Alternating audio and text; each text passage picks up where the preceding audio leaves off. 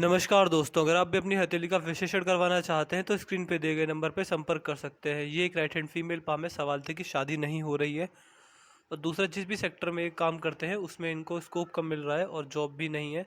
तो क्या चीज़ इनके आगे रहेगी, देखिए। सबसे पहले मैं देख पा रहा हूँ आपका पहला दूसरा सवाल उठाते हैं कि जिस भी सेक्टर में काम करते हैं उसमें अच्छा स्कोप नहीं है। देखिए, जो आपकी भाग्य रेखा है, पहली बात भाग्य रेखा यहाँ से निकलती है, सीधी शनि पर्वत तक जाती है। लेकिन आपकी जो भाग्य रेखा है वह यहाँ तक मुझे साफ साफ दिख रही थी, इसके बाद दिखनी बंद हो गई है, यहाँ पर धुंधली पड़ गई है। और ये आपका 29 से 30 का समय है और मान सकते हैं 31 की उम्र में एक कट लग रहा है। ये आपको कुछ बड़ा आर्थिक नुकसान देकर जाएगा या फिर जॉबलेस जैसे आप अभी हैं आप ये भी रहेंगे। इसके बाद भी भाग्य रेखा में बिल्कुल दम नहीं आया। जो हल्की हल्की सी भाग्य रेखा है जो कि एक जीवन यापन करने के टाइम पर रहती है, ऐसी भाग्य रेखा है। और अंत में आकर, बुढ़ापे में आकर बढ़िया सा फिश का साइन बन रहा है। तो मान के चल सकते हैं बचपन आपका काफ़ी सही गुजरा है। बचपन में आपको अपने माता पिता द्वारा किसी भी फाइनेंशियल तंगी का सामना नहीं करना पड़ा होगा, करना पड़ा होगा तो थोड़ी बहुत का करना पड़ा होगा। जबकि जवानी का टाइम रहेगा जब आप खुद के डिपेंडेंट पर खड़ी रहेंगी, जब आप खुद के पैरों पर खड़ी रहेंगी, तब वो समय खराब जाएगा। क्यों? आपके हाथ में जो आपकी धन की रेखा है उसमें इतना दम नहीं दिख रहा है, इसमें बार बार कट लग रहे हैं। ये जो रेखा है आपको बार बार आपके जीवन रेखा को काट रही है और आपकी संतान के द्वारा आपका भाग्योदय होना निश्चित है, क्योंकि बुढ़ापे में अच्छा साइन है और बचपन से लेकर जवानी थी तब अच्छे साइन है। बुढ़ापे में बीच में भाग्य रेखा खराब हुई है तो आपको मान सकते हैं जवानी के समय आपको संघर्ष रहेगा और आपको ये संघर्ष के लिए आपको थोड़े बहुत रेमेडीज होते हैं, उपाय होते हैं, वो करने रहेंगे। दूसरा आपका सवाल था कि शादी कब तक होगी। देखिए, आपके यहाँ पर पहुँचे तो हम यहाँ पर देखा हमने, यहाँ पर दो भाग्य रेखा है, सॉरी दो ये विवाह की रेखा है।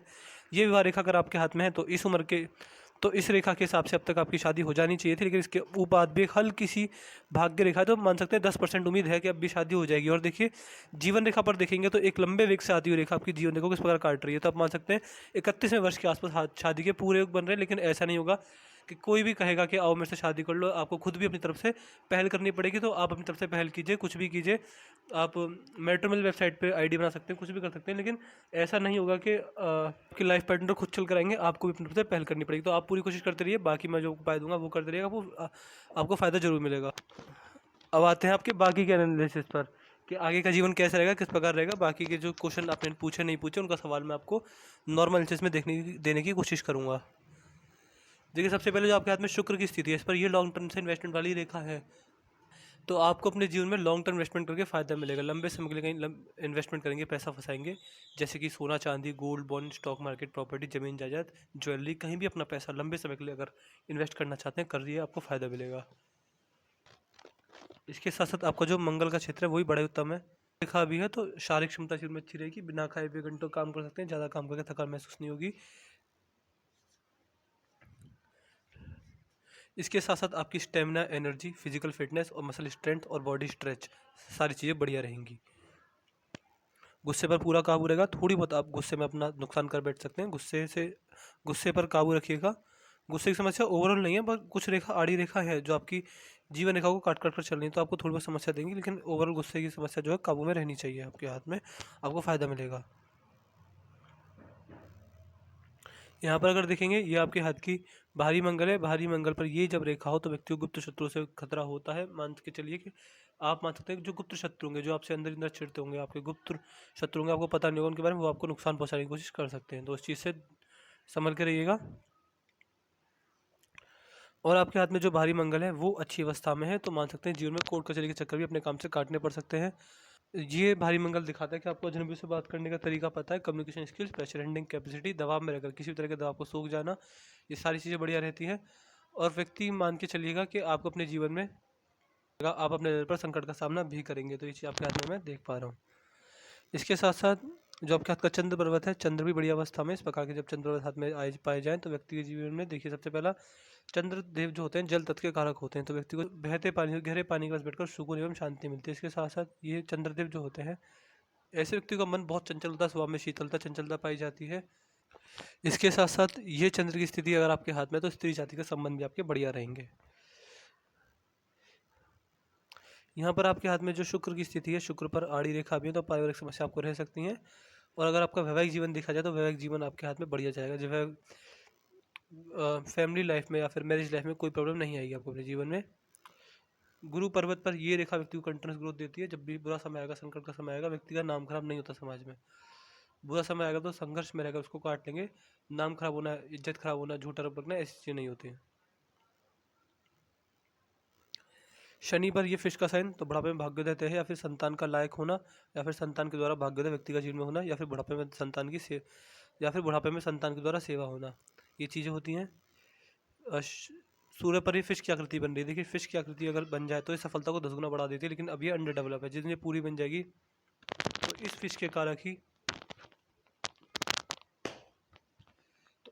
कारण ही आपको अपने जीवन में बड़ी सफलता मिलेगी।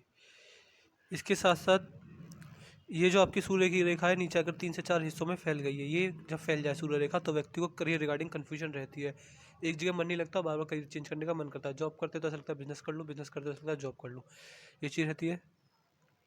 बाकी बुद्ध पर इस प्रकार 3 सीधी खड़ी रेखाएं संतान सुख को दिखाती हैं। संतान सुख व्यक्ति को ठीक ठाक मिलता है, बिजनेस करें तो अच्छा चलता है। ऐसे व्यक्ति अपनी वाणी के द्वारा अपने बड़े जनों एवं गुरुजनों का अपमान नहीं करते, और व्यापारिक क्षमता, पार्टनरशिप में बिजनेस भी चल जाएगा, अच्छा लाभ मिलेगा आपको ये सारी चीज़ें करके। आपके हाथ में यहाँ पर धनुषाकार रेखा भी बन चुकी है, ये रेखा आपके हाथ में है तो आप समझदार व्यक्ति हैं, सही समय पर सही निर्णय लेने में सक्षम है। आपको अच्छे से पता है कि इमोशंस में आकर, भावनाओं में बहकर या फिर जल्दबाजी में भी व्यक्ति जो निर्णय लेता है वो अच्छे से लेता है, उसमें वो आपके सही साबित होते हैं। यहाँ मैं लाइफ के इंपॉर्टेंट डिसीजंस की बात कर रहा हूँ। ये उंगली काफ़ी छोटी पड़ गई है, ये उंगली जब छोटी पड़ जाए मतलब मान सकते हैं ये काफ़ी छोटी पड़ गई है। ये उंगली अगर छोटी पड़ गई तो आपके जीवन में मन में बेचैनी रहना, बातों को दबा कर रखना, मन में हड़बड़ाहट समस्या रहती है, मनी मैनेजमेंट की समस्या रहती है। इस व्यक्ति मनी को इन्वेस्ट करें तो नुकसान हो जाता है कभी ना कभी।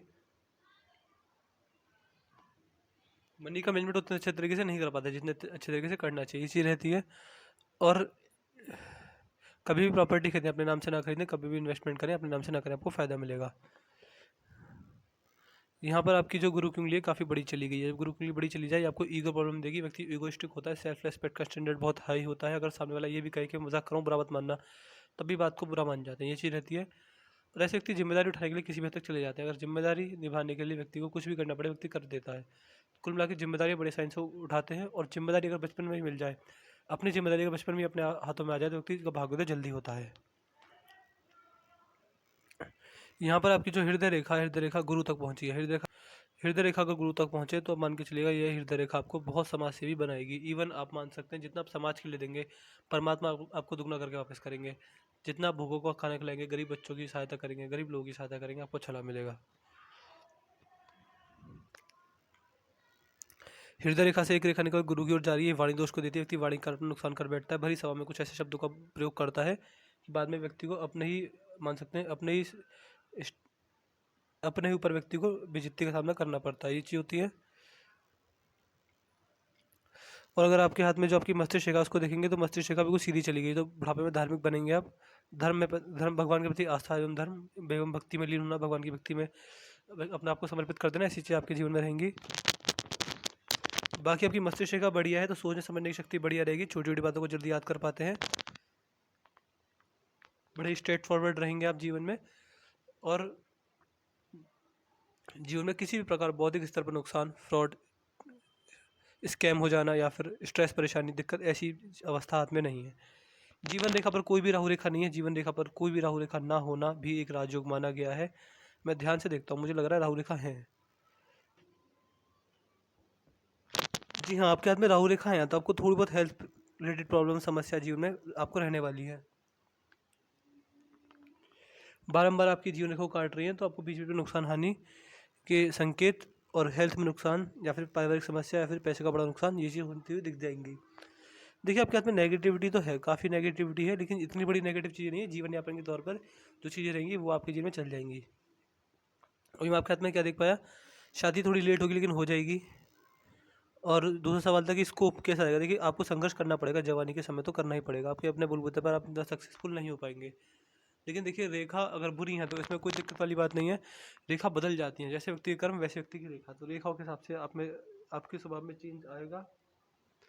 और जो मेरे दिए गए उपाय होंगे वो आपको रोज़ करने पड़ेंगे। आपको मैं किस किस चीज़ के उपाय दूंगा, आपको मैं राहु रेखाओं के उपाय दूंगा, दबे हुए शनि पर्वत के उपाय दूंगा, दबे हुए सूर्य पर्वत के उपाय दूंगा। इसके अलावा हाथ में कोई भी नेगेटिव चीज़ नहीं है। बस ये चीज़ रहेगी कि आपको मेरे उपाय रोज़ करने पड़ेंगे, रोज़ मतलब डेली, किसी भी बिना छुट्टी लिए कुछ भी किया आपको उपाय रोज़ करने पड़ेंगे। ज़्यादा खर्चे वाले मेरे उपाय नहीं होंगे, बस आपको 5 से 10 मिनट आपका जाएगा, खर्चा नाम मात्र भी नहीं होगा, सिंपल से उपाय होंगे, बस अगर आप उन्हें रोज़ करें आपको फ़ायदा मिलेगा, रेखा फिर पॉजिटिव हो जाएंगी। तो मैंने आपके पाम कंसेस पूरा कर दिया। आपके पाम की हाईलाइट ये थी कि लॉन्ग टर्म इन्वेस्टमेंट से फ़ायदा मिलेगा आपको। जवानी के समय संघर्ष रहेगा क्योंकि भाग्य रेखा रुक गई है यहाँ पर। दबा हुआ सूर्य पर्वत है, दबा हुआ शनि पर्वत है, तो दबा हुआ सूर्य, दबा हुआ शनि, और इसके अलावा हाथ में कोई भी, और ये गुप्त शत्रुओं से हानि होने के योग भी हैं। तो मैं आशा करता हूँ कि आपको कोई सारे सवालों के जवाब मिल गए होंगे। इसके बाद भी कोई डाउट हो, कोई रह जाए तो आप मुझसे पर्सनली व्हाट्सएप पूछ लेना। तो चलिए दोस्तों, मिलते हैं अगली वीडियो में, तब तक के लिए जय हिंद, जय भारत।